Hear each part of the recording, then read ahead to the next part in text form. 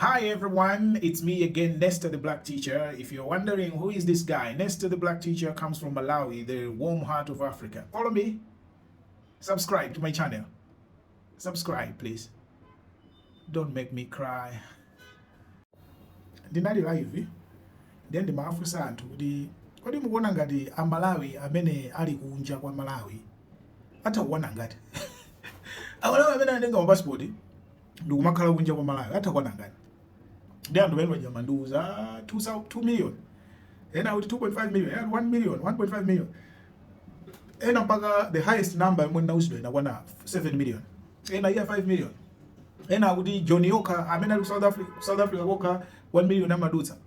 Anyway, I don't know the exact number yet. Inayo sindikuidziwa. Komano, here is my idea. Ndinakambapo kuti ku Ethiopia anamanga the Grand Renaissance Dam. Damu yawo yomwe yapangisa magetsi kukhala ochuluka ku Ethiopia, magetsi kuchipa, zinthu kuyamba kuyenda chitukuko posepose. Anamanga ndi ma contributions anthu a dziko lawo. Ma donations anthu ochita business anthu amene ali kunja olikonda dziko lawo nena kuti ndife ma Ethiopians amakhala ndi ma activities ma fundraising for the project for the past 10 years kumamanga mpaka chidamu chinatha. Okay? Ku Botswana anamangapo Botswana or Namibia?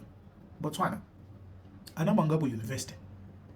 Aliyese kusonkha nzika zonse kusonkha ndikumanga university ndikumaliza university campus nditu bwino kumaliza public university, no borrowed money. Okay? Ku Malawi ife wa Malawi ni dziko sitinapangepo chinthu china chake chonena kuti chapangidwa chimapanga symbolize unity ya Malawi, mgwirizano wa Malawi, kuthekera kwa Malawi tilibe. Okay, as a nation. Yeah, so I'm a Malawian. I always carry my flag. Kwina kuti wose kumene ndipite ndimakhala ndi flag yanga. You know me very well. And I'm a proud Malawian. Aliposo Malawian mbili amenda kumana nawo pa internet iba. Alimwa iko siyana. They love Malawi. They talk about Malawi. And now abadwira kunja, they have grown kuma, they are proud of Malawi. Malawi ndi kwawo. What can it take kuti anthu amene ife tili kunja ife? Limodzi dominant ali ku Malawi. Titapanga identify project imodzi yonena kuti project iyi tofuna imalize ndipo ikamazatha izakhale symbol ya resilience ya Malawi, ingenuity ya Malawi, kuthekera kwa Malawi. Titakumanga airport ya Nyowani. Kukaniratu no donor. We don't want a donor. Even ma contractor tipeza toka ayambe kulambula ife tizisonkha paka kadi pasa 5 years timalize airport. This is a new airport built by Malawians. Maybe not an airport, tichose airport. Bwanji university. Ma university wose amene tili nawo funded. Bwanji titamanga university. Mombera ikukanika ija. Bwanji titaimanga toka. For the next 10 years tikuimanga Mombera ija. Kandi 5 years timange Mombera. Ali yese azisonkha. Mene tili ifeyo Amalawi amene tili kunja.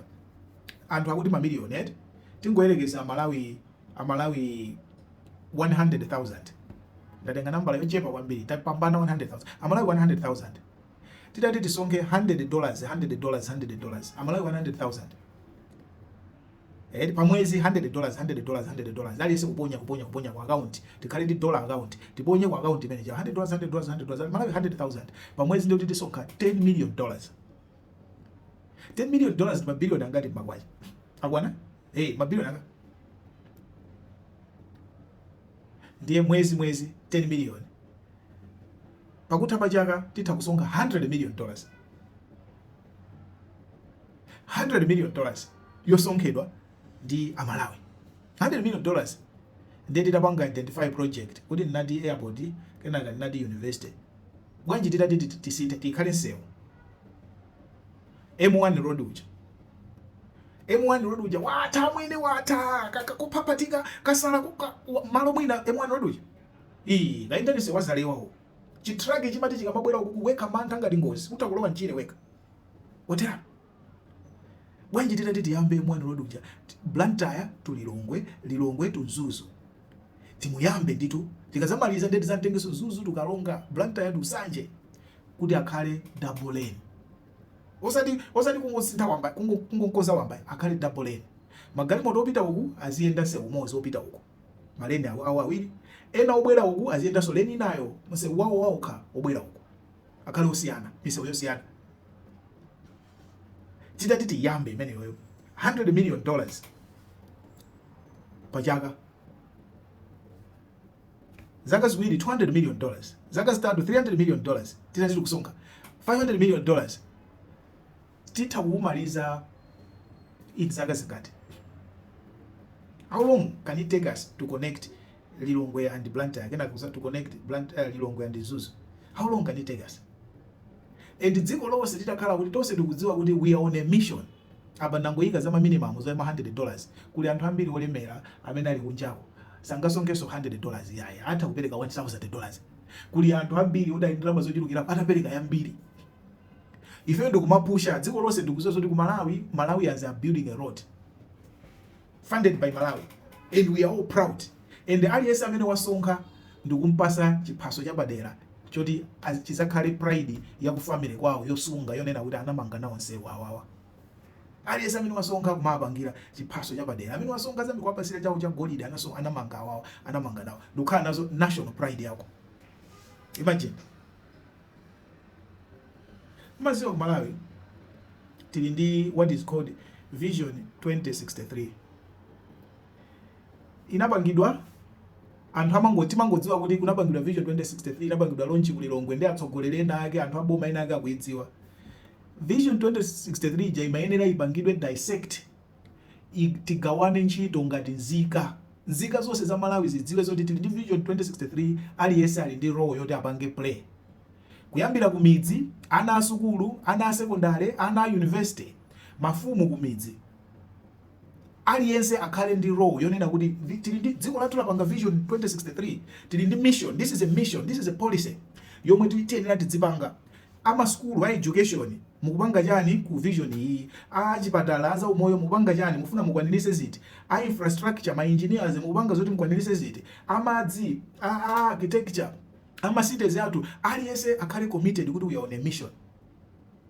Vision 2063 kuyenera ikhale subject yoti yaphunzitsidwa mu primary. Aziphunzitsi onse akuyenera kupita ku college kukapanga training. Nthawi ya holiday ija kupita kukakhala ndi ma workshop.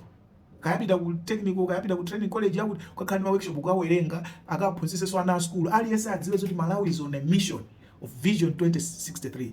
Koma ngati mwasiya anthu Vision 2063 ja ndungokhala ngati chinthu chomwe akupanga ena ake akuboma, tonse sitikudziwa chikupanga ndi chani, akupanga ena ake akuboma tisachiona akazamaliza, is going to fail. Tikakhala ndi policy ngati imeneja, we have to bring it to the people and make the people own it, ikhale yawo ya anthu. That's what we are supposed to do. Munipesa? Inetu ndimangofuna ndakhala nanu pa table atsogoleri ino. Amene mwapasidwa maudindo ino. Ndakhala nanu pa table. Tijeze chabe. Sindufuna maudindo anu amene ndi anu anthu anakuvoterani.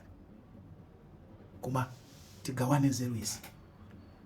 We need to be building our country. Amene manditsatira for some time mukudziwa. I've been repeating this. Malawi needs builders. We need to build Malawi.